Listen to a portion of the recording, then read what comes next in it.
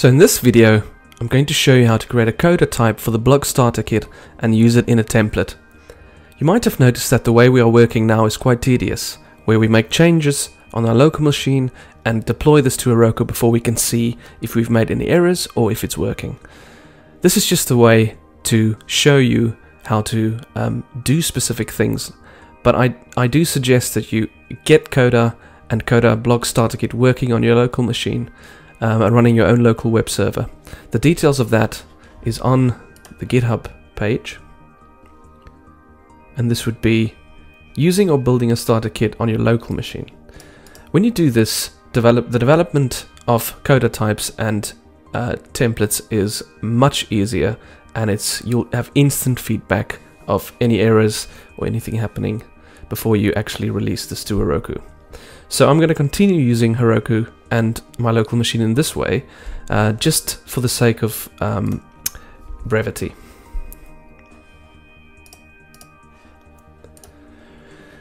So, in Koda types, in the blog starter kit, we need to open this with an editor. Now, I use TextMate or RubyMine, which in this case I'm going to use RubyMine. So I'm opening that here.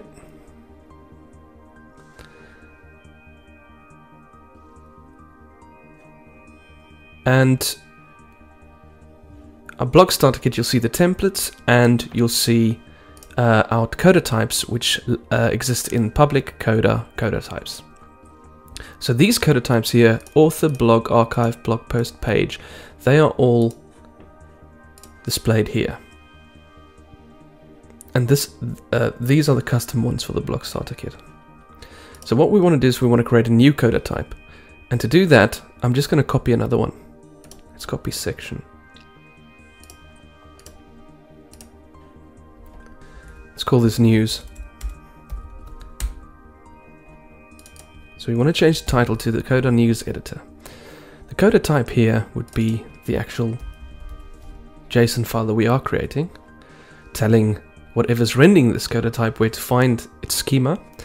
The generic editor is usually good enough to edit any Koda type, but you can add your own generic editor over here, and the example editor in HTML and CSS will show you how to do that. And this is if you want to edit data in a very custom way. So Koda indexes are a way to specify which properties of this Koda type should be indexed, and this relates to how MongoDB will create indexes. If you query by these properties, querying will be really quick. So you can create or use default value accesses in your Koda type. You can read more about that on the Koda GitHub page.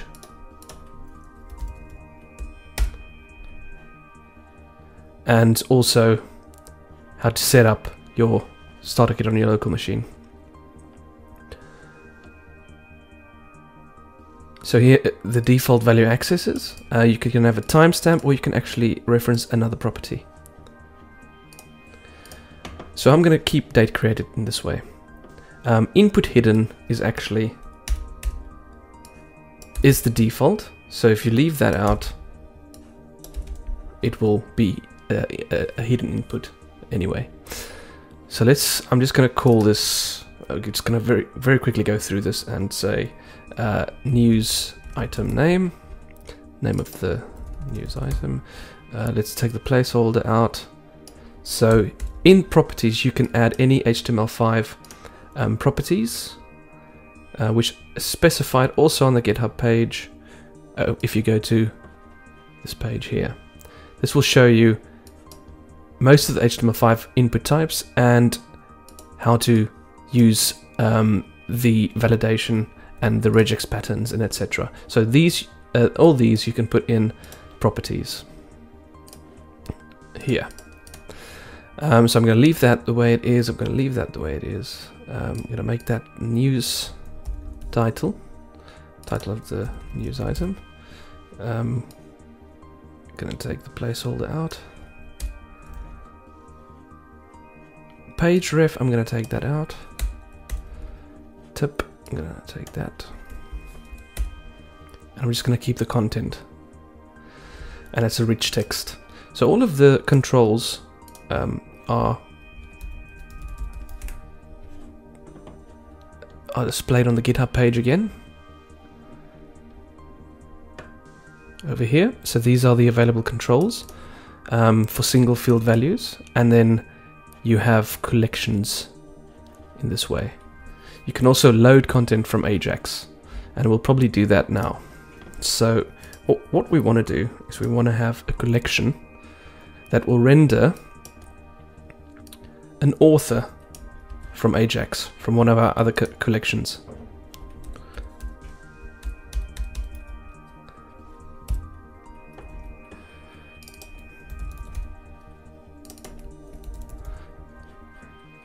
Select the author. So here we want to have our authors displayed. Now the way to do that is to go to our content, authors, and we can see we have a title, we've got an href and an alias. So if you add an href as your content value, it will automatically include that item in your main JSON file. I'll show you what that means. Let's take the title and the href as our display and value field. Just the content.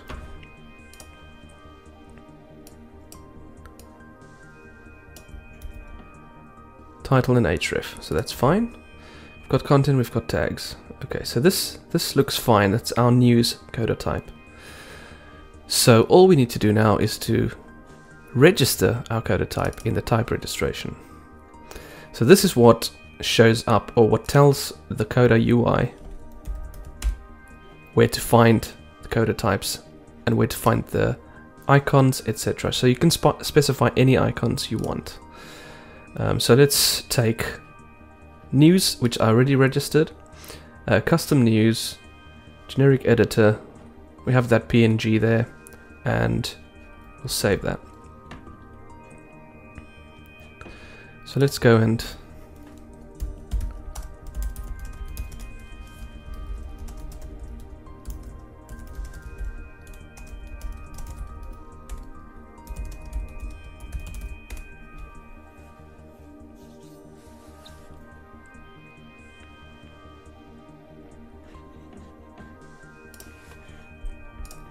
okay, so if we go back to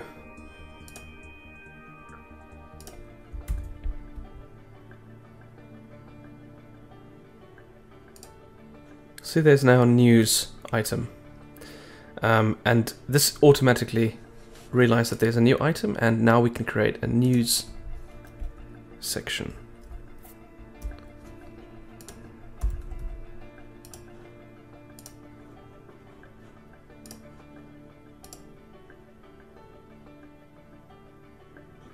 And there we are. That's the Koda type we've just created.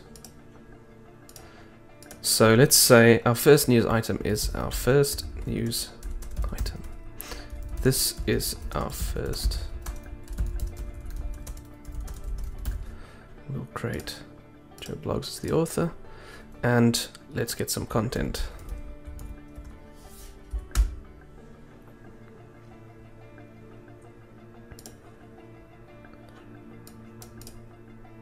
Just want to strip the formatting on this.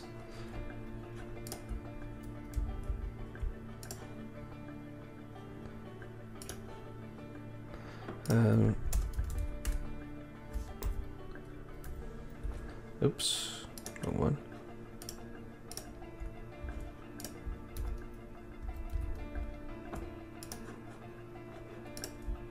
There we go. Press save. So we have now our first news item. So if we go to content, news, we'll see our first news item there. So now, the only problem is we need to display our news item in our templates. So to do that, we need to go to our generic page. So if we want to show our news items right below our blog items, or let's say we put it right above.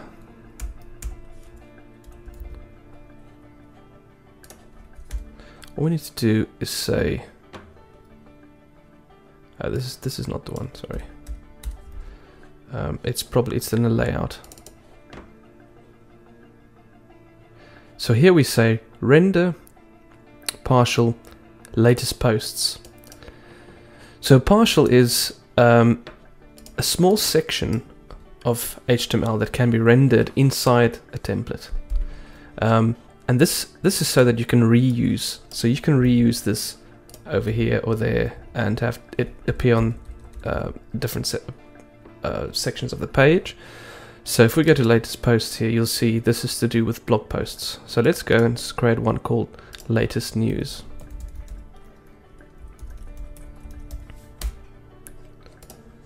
And let's just copy what we have in latest posts. So we can say model.news.all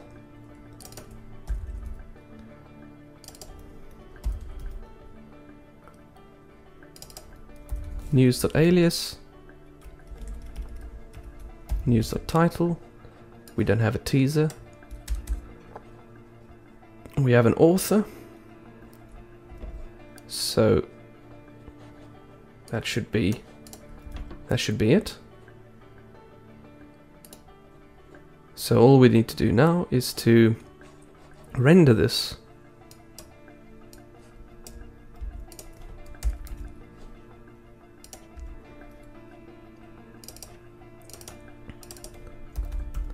Latest news. And again, we can now commit this.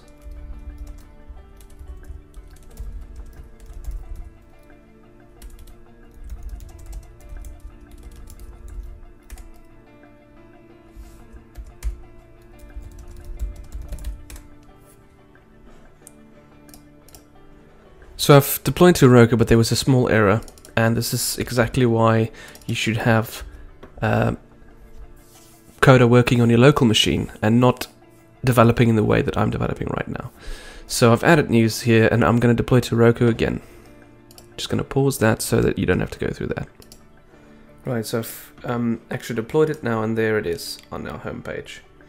This is our first news item, the one we've created. So as I said to conclusion is follow the instructions to get building a starter kit on your local machine, so you can develop locally and see instant feedback. And that's it for this video.